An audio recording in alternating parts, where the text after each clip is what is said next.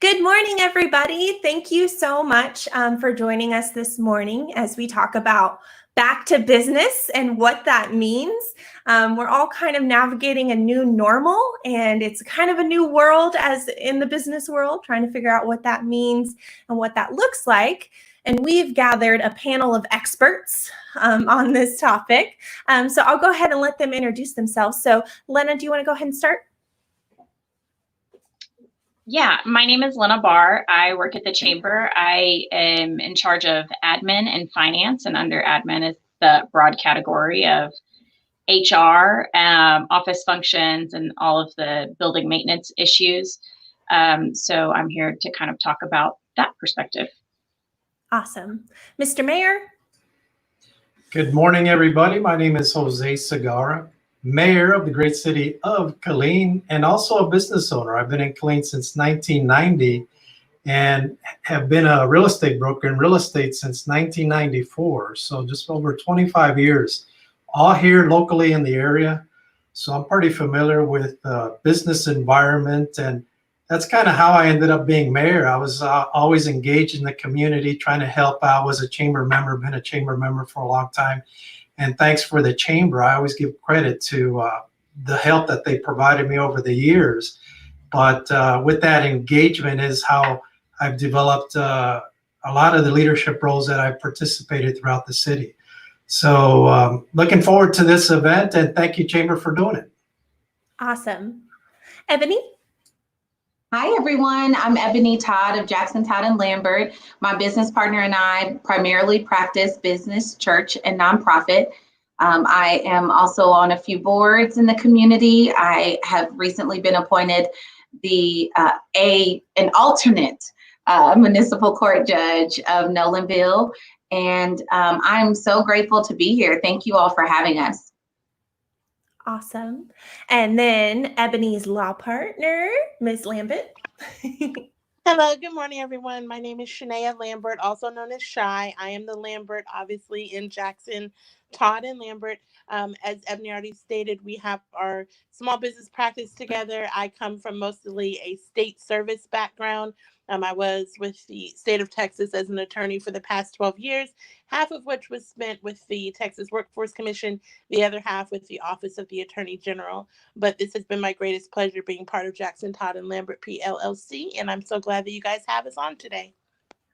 Awesome. So as you can tell, we have some superstars on this call today. So if you have any questions about back to business, maybe you're a business owner, maybe you just are generally curious about something referring to business as we navigate this new world, definitely put those questions down in the comments and we'll get to those towards the end or towards the middle or whenever a question seems relevant. So if you have any questions, drop them in the comments. But I'm going to start with you, Mr. Mayor. So back to business. What does that even mean? What does that mean for the city of Killeen? What does that mean as a business owner?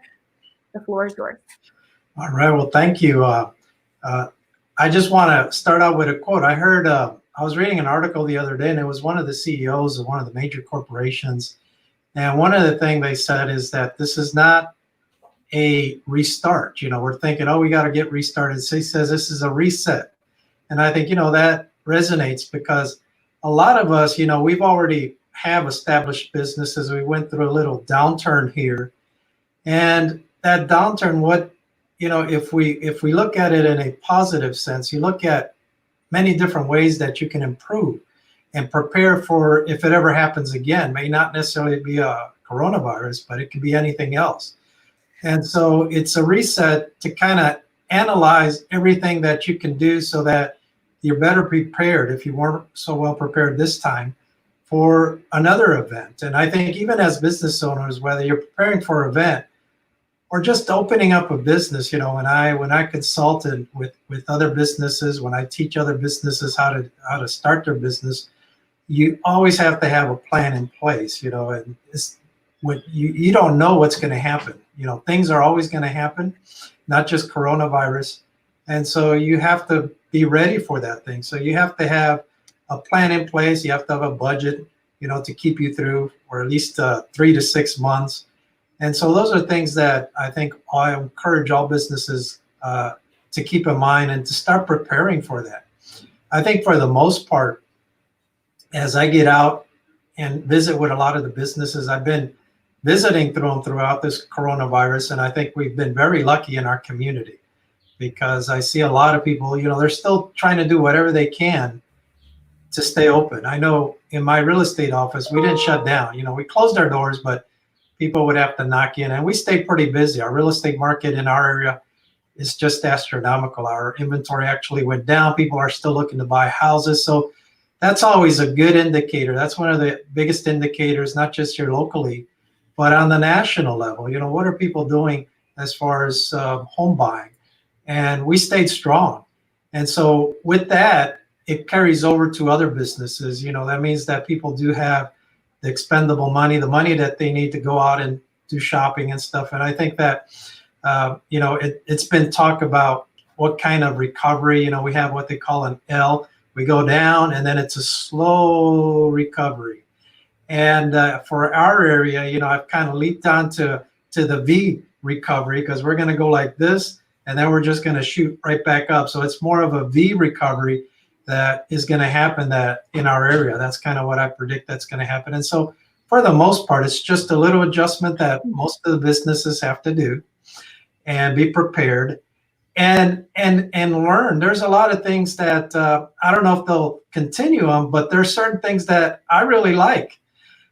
Just to kind of mention one of them, I like to go to Walmart, and when you go to Walmart, they have one line in and one line out. And I say, wow, this is pretty cool. I wish they continue this after, because normally there's only one line, one door, and everybody goes in and out, and you're running into each other. So I thought, wow, it looks so organized now because, you just go in one way and the people come out the other way. And I said, I wish they could continue that even after this, because it seems the other thing I like, and not to say we have bad restaurants or anything like that, but I kind of like that our waiters and people that serve food are wearing coverings, and I say, well, maybe that'll continue for a while. So you learn and see what you can continue doing even after this coronavirus is, but it's a change. I think that we're going to see more people use delivery services for takeout and for food, so you do have to adjust.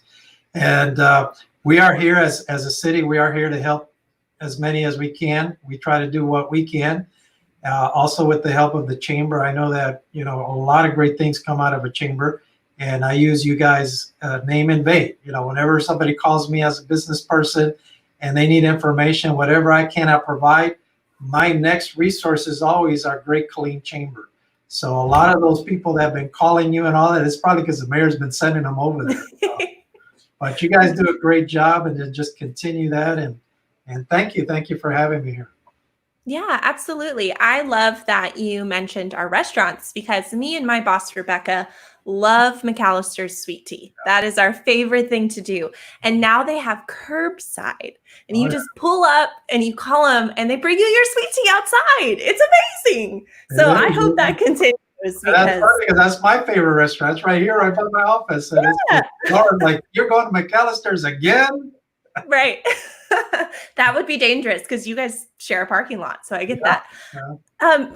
Can you speak on the farmers market that's opened up and that's kind of succeeding a little bit here in downtown? That was exciting. I didn't get a chance to go, but I can tell you it was exciting because I did post it on my Facebook, and I did get a lot of people letting me know that they were all excited about that. And I got some of the pictures that you guys took, and it was an exciting event. I wish I could have made it out there, but I'll do it the next time. But those are events that sometimes as a city, we don't want to take for granted, because it just elevates our status as a city, as far as bringing everybody together. These are the little things that kind of identify a community, and I think that I'm glad to see that a lot of people are excited about that. I think that we'll see that continue to grow, and we want to max participation, but that was great. Thank you guys for doing that.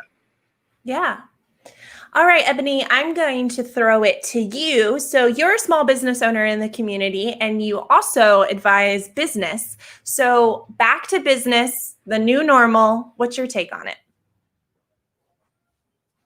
Well, as a small business owner and as an attorney, I think Shai and I have been presenting a lot of different, speaking on a lot of topics dealing with minimizing liability. And so I'm assuming you have us on here because you want us to talk about the legal side of it. So I'll make sure that I stay on topic with the legal side of it. For us, we try to encourage small business owners to prepare in ways that are unique and innovative. Think outside the box. Think about preparing yourself for just in case someone wants to come after the company for liability, especially given that coronavirus is rampant. We want to make sure that you're protecting yourself as a small business owner by creating waivers if it's appropriate. So if you come into physical contact with people a lot, you might want to get them to sign a waiver.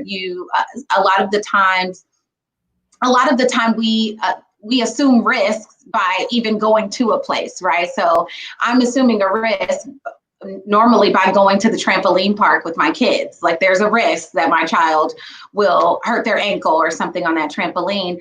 But by having waivers put in place, they make sure that not only do you assume that risk, but that you're waiving any intent to sue them as a result of something happening with that risk or that risk causing some damage or danger. So we encourage our small business owners to look into creating waivers for themselves if that's appropriate for their business. It might even be appropriate for their employees. So a lot of employees now are subjecting themselves to a lot of medical dangers by being at work. Well, we're glad that you're here. We're glad that you're willing to work.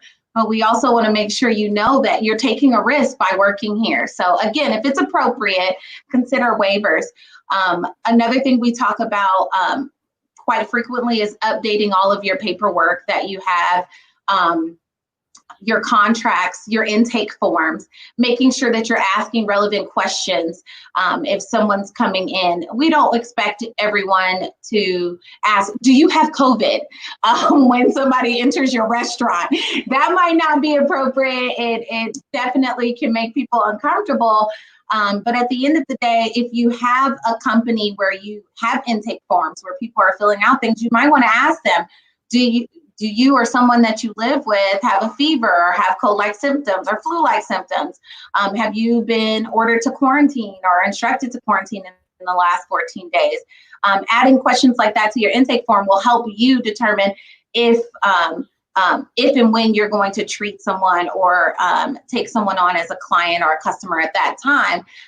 Of course, we recommend, as small business owners, we've been conducting business virtually. So we recommend to continue to conduct business virtually if you can. But we've been given this like, oh, you can reopen. You don't have to reopen in the pace that we've been given permission to. It's just, you are permitted to now. So we encourage people, if it's appropriate, to continue to use the virtual options that you have. Go to that employee handbook, make sure that's updated as well. I didn't mention employee handbook, but there are so many things that I could give right now, and I don't want to ramble, but I just want to make sure that business owners are taking control of what they can to minimize liability as a business. Yeah, it's very important to have some sort of plan in place right now with all of kind of the craziness of the world right now, because, you know, you're a business. You want to make sure that you're taking care of and that you're taking care of your customers and your employees. So I think that's a really, really great point. Shai, do you have anything that you'd like to add? Yes, ma'am. Thank you. So one of the things that I think the mayor made a great point about, as well as Ebony, is that COVID definitely caused most of us as business owners and as consumers to think outside of the box, right? And a lot of the things that we've done, we found tactics that we implemented are things that we really want to keep around, even after COVID has passed. For example, platforms like this with StreamYard and Zoom, it makes it possible for us to interact, virtually during times where being physically close to one another may be impractical or difficult. And so this is just one example of how businesses can use this time to kind of turn things around in a positive light and see what things can we implement that would actually be good for business overall. one of the hardest questions that business owners are facing right now who are allowed to reopen is it smart to do so, right? Is it safe to do so right now? Most small businesses are surviving off of their income. They don't have a second residual source to pull from if things don't work out. And so they're trying to balance, do I risk not bringing income in and protecting myself from liability, or do I risk opening if I'm not prepared and ultimately facing some increased percentage of liability, right? Because we know that unfortunately Americans tend to be litigious. They like to go to court. They like to file suits. So a lot of business owners don't even know what liability am I opening myself up to, because this is unprecedented times for all of us. So some of the things that we've been sharing on other platforms and presentations are just talking to business owners about the different ways that you might be sued. Everything is so kind of up in the air and tentative because no one's brought a claim yet, right? We don't know how courts are going to rule in the long run, but we do know that there are some basic things that business owners ought to be aware of. For example, if you do have a brick and mortar place where you do business, you want to make sure that you understand that you do have a duty to make sure that place is safe. You do have a duty to make sure that anyone you're inviting into your premises, that you're doing everything that you can to make them aware of the risk, never guaranteeing that you can prevent COVID, right? Because none of us can do that, but just making sure that you're taking all the proper necessary steps that you can as a business owner if you're going to bring invitees onto your premises. You want to make sure that you're posting signage. That signage needs to be conspicuous, easy for your customers and consumers to see. You want to make sure that you're plainly communicating the steps that you intend to take to keep your customers safe while they're doing business with you. But you also want to make sure that you don't oversell. You don't want to say that you're doing a bunch of things that you're not prepared to do. Only do those things that you can actually back up and the things that you can enforce. For example, if you say you're going to limit the number of customers in your store, how do you intend on enforcing that? If you say that people have to wear masks or gloves when they're coming onto your premises, how do you intend on enforcing that? Are you going to provide the masks? Are you going to provide the gloves? So these are things that we're encouraging business owners to think about. It doesn't have to be complicated and it doesn't have to be scary. We want to encourage businesses to reopen. And like the mayor said, it's not a restart, it's a reset. It's an opportunity to do things even bigger and better than you did before. Just be aware of what your potential liability can be. Get with your insurance agent, see what's covered, see what's not. And if you do have any questions, Jackson, Todd, and Lambert is always here. We still do our free 30-minute consultations, and we encourage small business owners in the area to contact us because we want to see you guys do great things. Amazing. So well put. I mean, what's the old saying? Under promise, over deliver. I think that's a good thing across the board to know about. And consistency is key. I think it's the one thing you're told about in business and in marketing and just in everything. Be consistent. But I think that's more important than ever right now because there isn't a consistency, right? There isn't a normal. Things are changing day to day.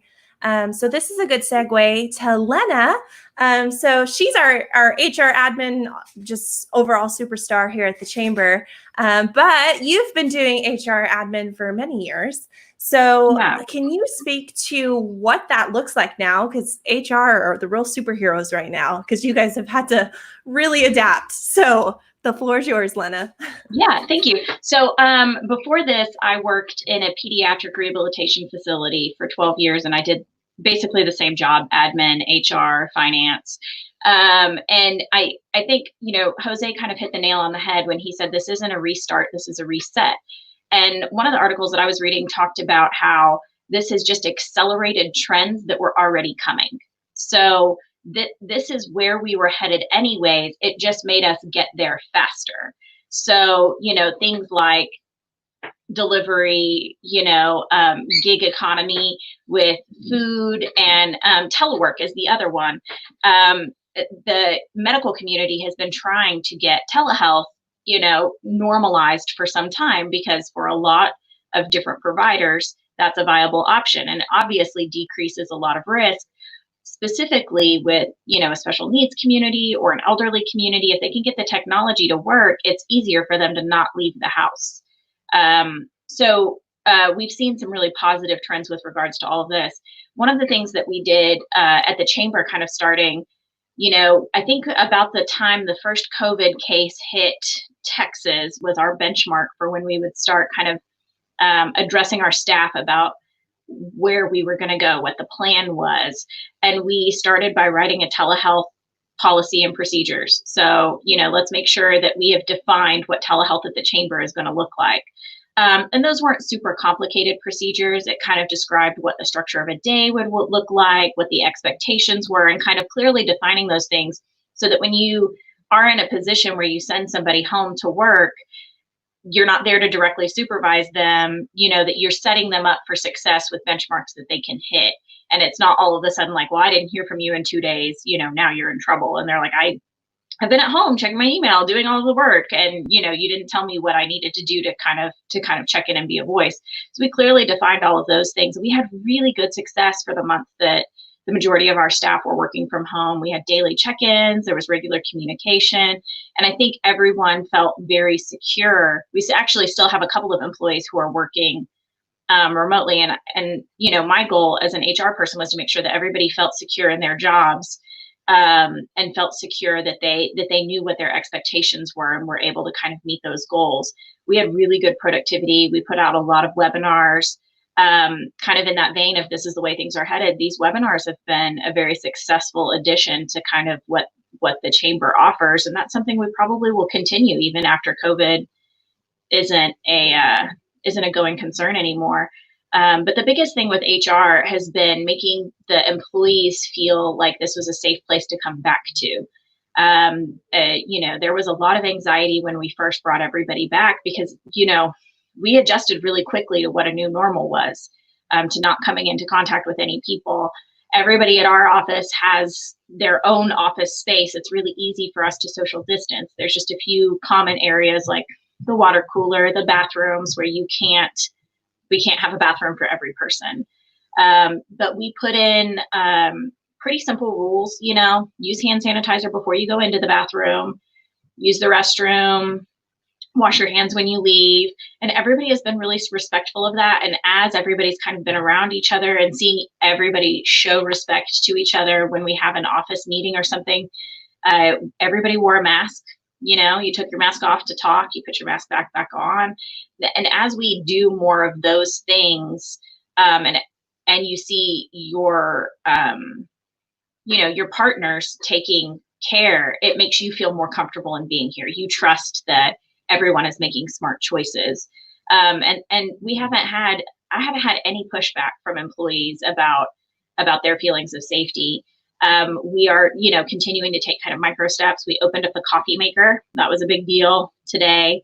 And next week we'll probably be opening the lobby, and we're just going to kind of see how it goes, for things like that. But exactly like what Ebony said, making sure that you have a plan in place and kind of a benchmark and kind of timelines that you're looking for, and we set that. We look at the county numbers, we look at the state numbers of infections, and we kind of watch those things. And we have a plan for closing back down too, as if things start to show a spike, when we hit a benchmark or something like that, we might close our lobby again, and we'll take kind of incremental steps. Our goal would be to never, have to send our staff home, to work telehealth or what, but, or telehealth.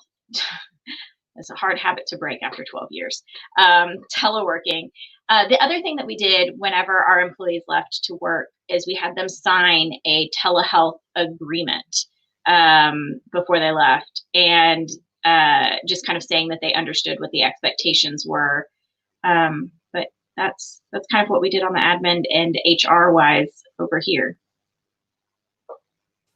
Yeah, I mean, it's so important to have some sort of plan in place, not only to keep your employees safe, but just to have the peace of mind. And as a chamber employee, I really, they had a plan from like jump. Like COVID landed in America and they were like, all right, so this is what we're going to do if this, and this happened. And so there was never any question about what that was. And as HR, thank you for that. But for small businesses, it's really important, I think, to have that, even if it's harder right now, because again, things aren't consistent. So trying to give a little consistency, I think, is really important right now. That as much as you can. So it doesn't look like we have any questions in the comments, but I would like to piggyback jump to back to Mr. Mayor. So you're a small business owner in the area. So what has it been like? What has it been like when things are shut down?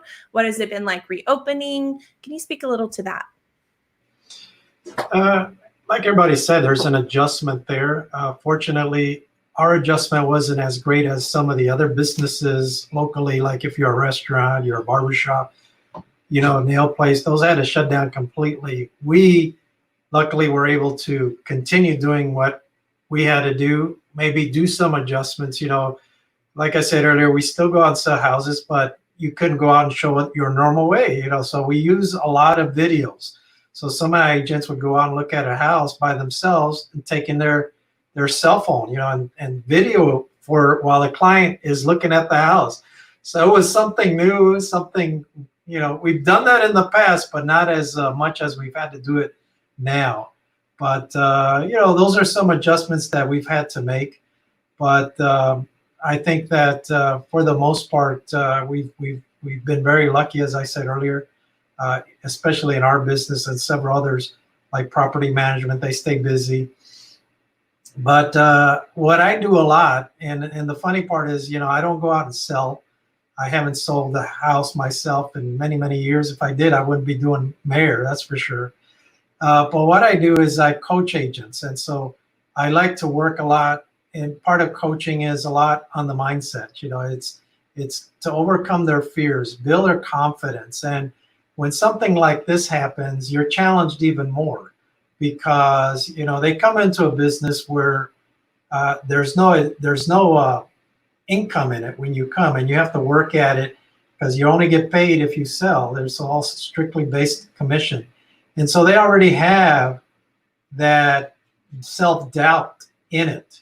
And so when something like this happens, that it creates that fear, then you're even challenged more to try to help them through that process. How do I develop a business where there's really no income and I can't really get out there and work? I can't do open houses. I can't do the normal stuff that they normally do to get business.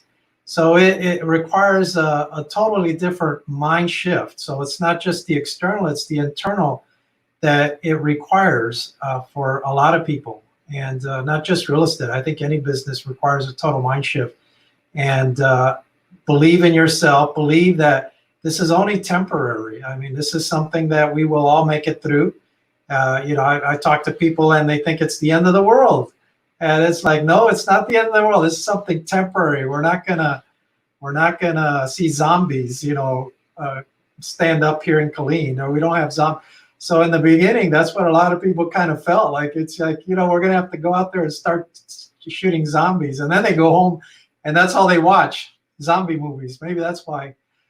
But it's something that I think has built up more strength in people. And like one of you guys said, I mean, it's something that accelerated the process. There's some of us that was struggling, and so it just kind of accelerated that. You have to plan, better, or make tough decisions. I know a lot of businesses here had to make those tough decisions. I was just last week, a couple of weeks, I was driving by Logan's, and I was shocked. Logan's is shut down. Logan's Steakhouse did not make it. And so those are the kind of after effects that I think we're going to see. A lot of businesses that were probably struggling are not going to come out of this. But then there's opportunities for others. I think that it'll build that mental strength that a lot of us are going to need. And then as we look back, because one of the things that I always tell my agents here, I've been in it for over 25 years. But one of the confidence builders that got me to where I'm at today is when the bubble burst.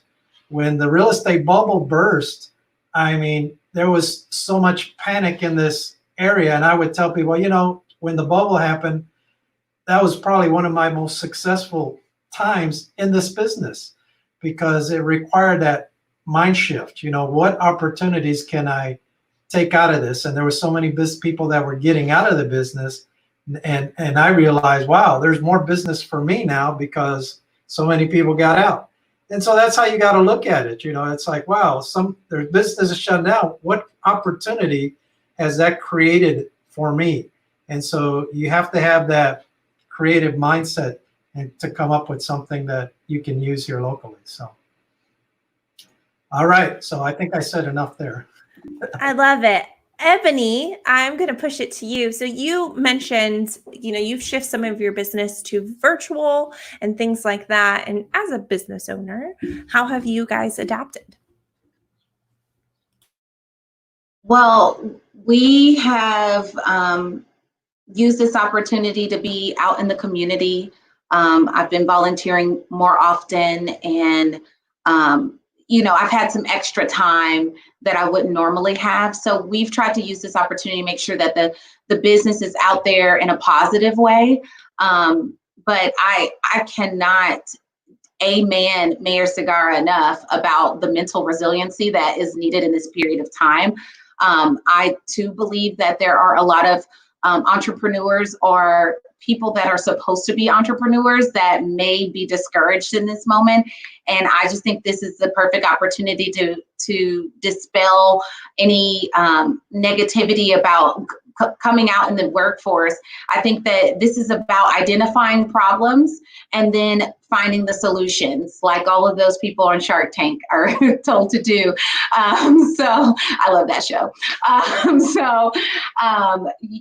was just telling a really good friend of mine, she's a teacher, and I said, one of the problems that I face, and I know millions of other parents have faced, is this sudden requirement that we are teachers.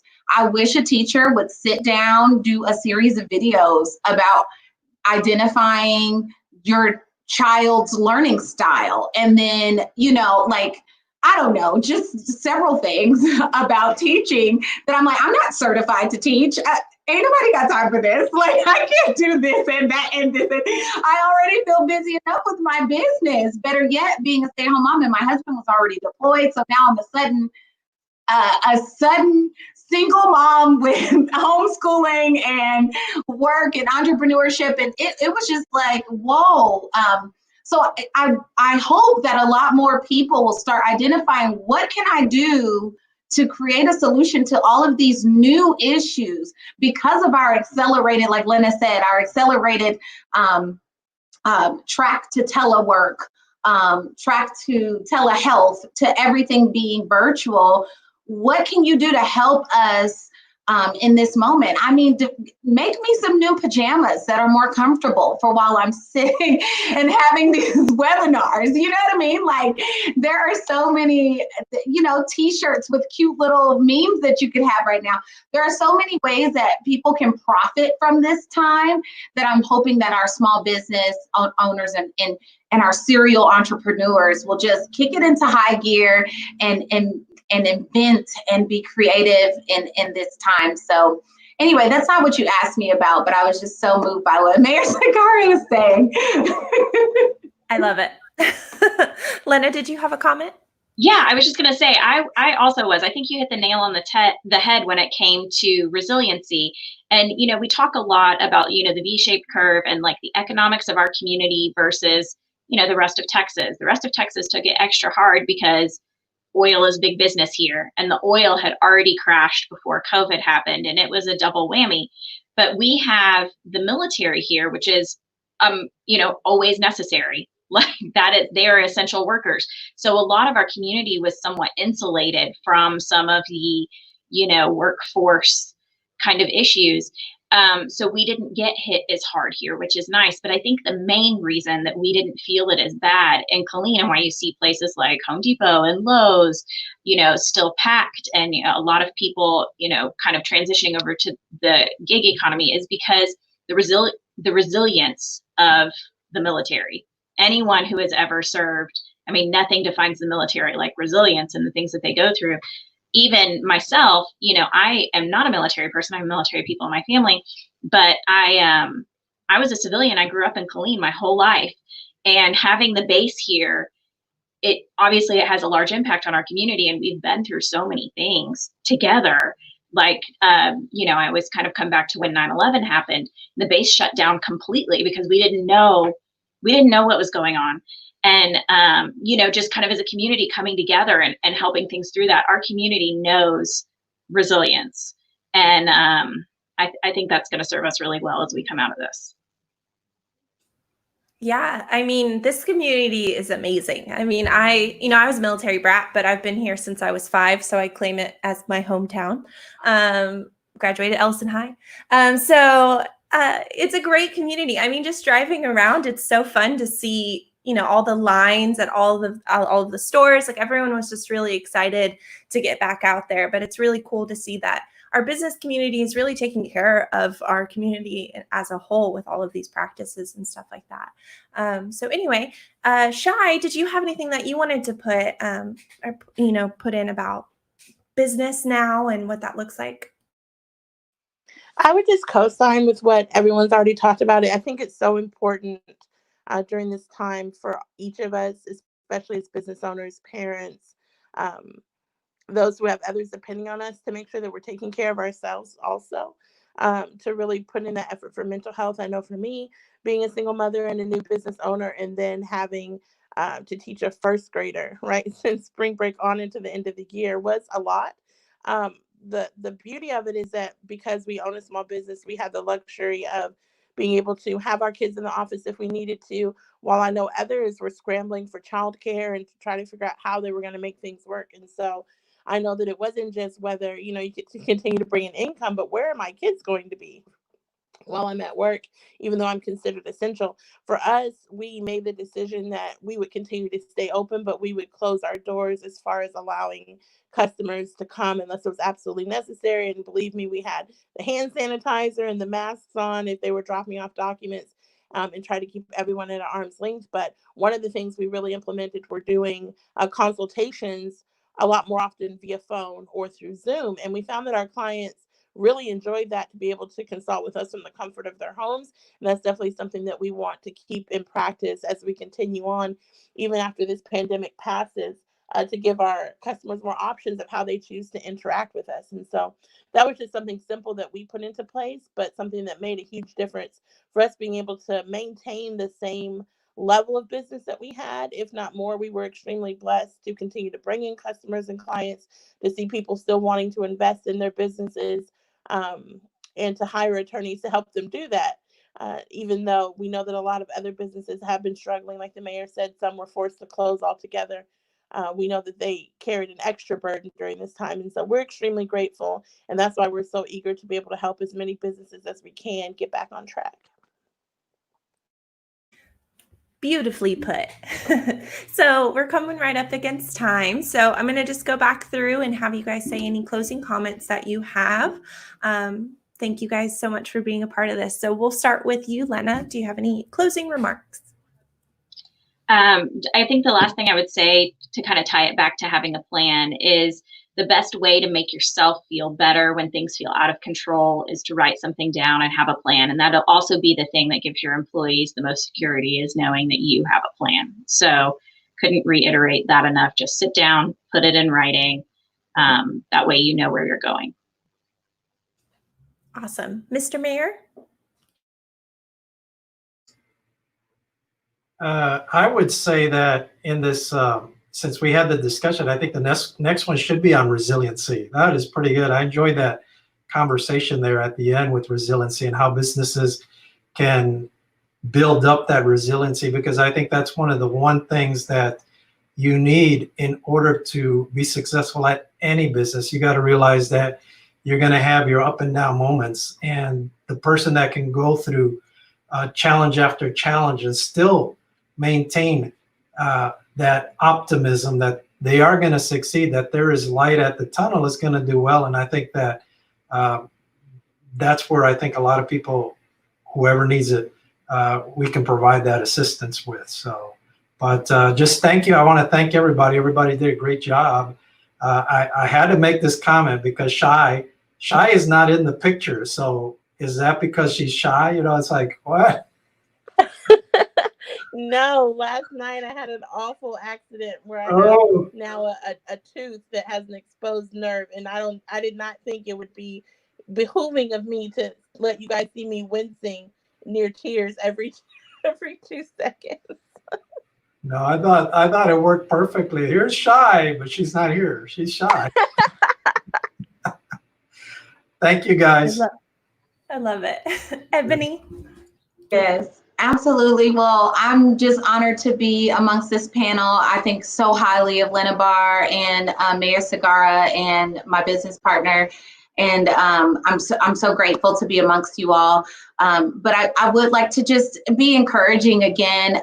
We saw recently, this sounds discouraging, but recently there was an incident in McDonald's in Oklahoma where someone came in and they weren't abiding by the rules that McDonald's had put in place, or the policies, and there ended up being a shooting at the McDonald's.